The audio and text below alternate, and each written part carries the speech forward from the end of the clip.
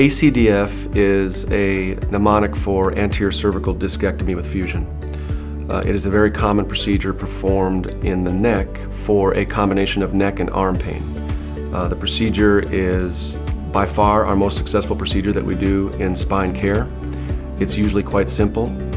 We typically do the surgery through less than an inch incision on the front of the neck. We expose the spine very quickly, put in retractors. It's all done under a microscope. Once we take out the bad disc, which is typically pressing on the nerve or pressing on the spinal cord, then we have to replace that disc with something, so we put in a cage or a device, which would be something similar to this, to fill that void with bone graft inside of it. And then we apply a plate to the front of the spine to hold everything together while the bone fuses. And the end result on the neck will look like this, where we've got a cage in the disc space, we've got a plate on the front of the neck, we've got screws going into the bone above and the bone below, holding everything together so that it can weld.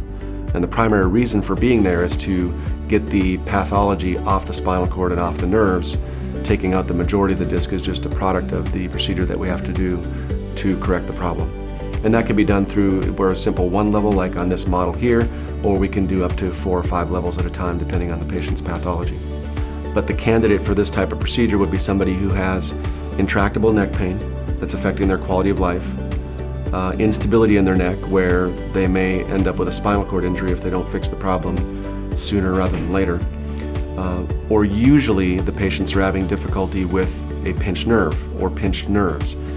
As far as outcomes for a cervical fusion or cervical disc replacement, most patients can go back to light duty within a few days.